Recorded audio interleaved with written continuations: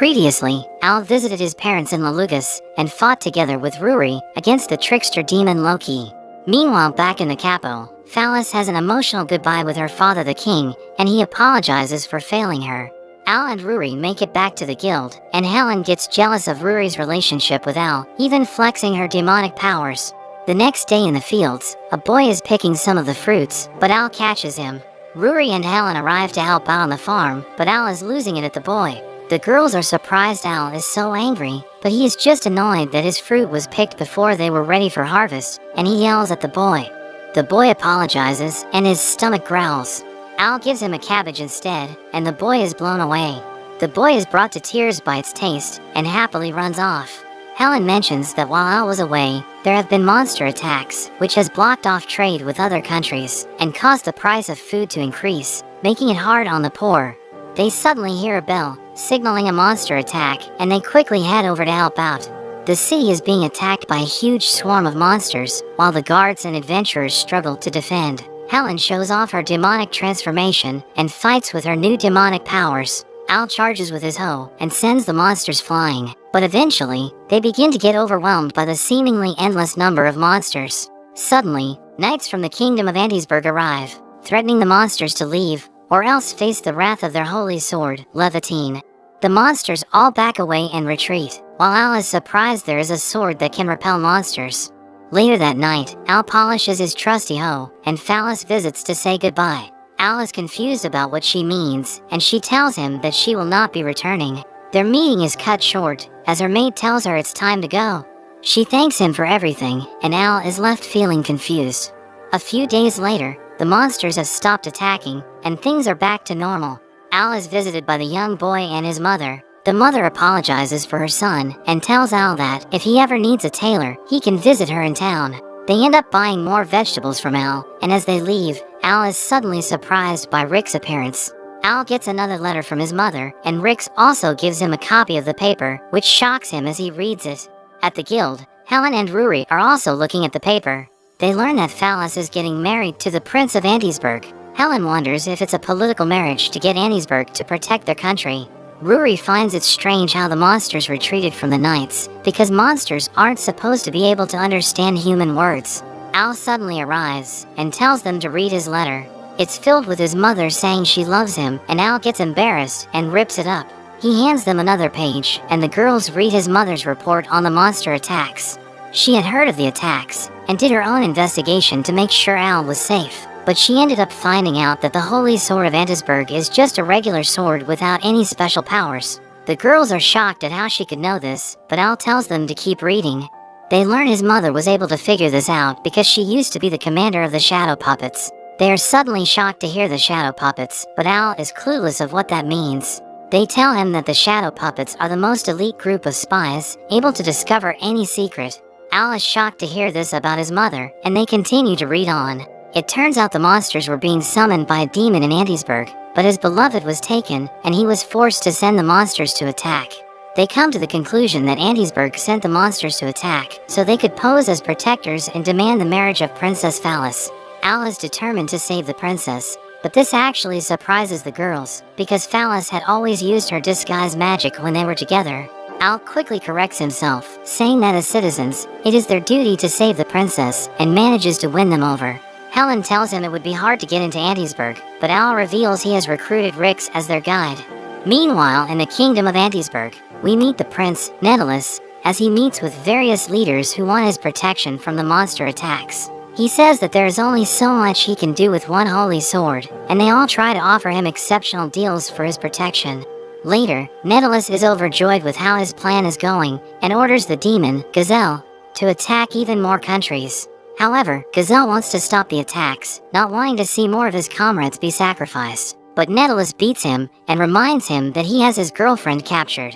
Phallus suddenly comes in, and tells him he can't treat his servants like that. A guard comes in and reports that there is a delay on the carriage for their ceremony, and the prince loses it. But realizing that Phallus is watching, he tries to compose himself, and tells her he is looking forward to their ceremony. Phallus returns to her room, and wishes she could see Al again. But Netulus is outside, and wonders who she is thinking about. The next day, Al visits the tailor to pick up some outfits, and promises to bring them more vegetables. Al joins up with the others, and Rix tells them the plan. He tells them to pose as merchants for the ceremony, to get in and find the hostage, while he will gather monsters so they can expose Prince Netelus's holy sword as a fake. Helen is confused how he can gather monsters, and Rix reveals he is actually a demon.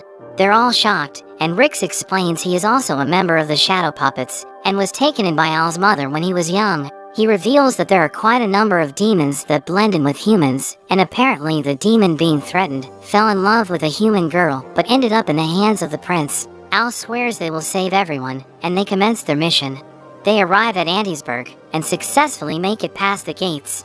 Al is confident with their disguise, posing as farmers, but the girls are not very impressed. They go over their plan, which is to sneak into the castle and rescue Gazelle's sweetheart, and then take her to the church, so they can get Gazelle to confess that the Holy Sword's power is fake. As Al heads to the castle, he is instantly stopped by a guard. He says he is delivering vegetables to the castle, thinking his plan is foolproof. But the guard finds him suspicious, and they end up getting chased by all the guards. Helen tells Al to go on ahead, and throws him into the castle. Al happens to land exactly in the right room, and tells the girl to come with him so they can save Gazelle.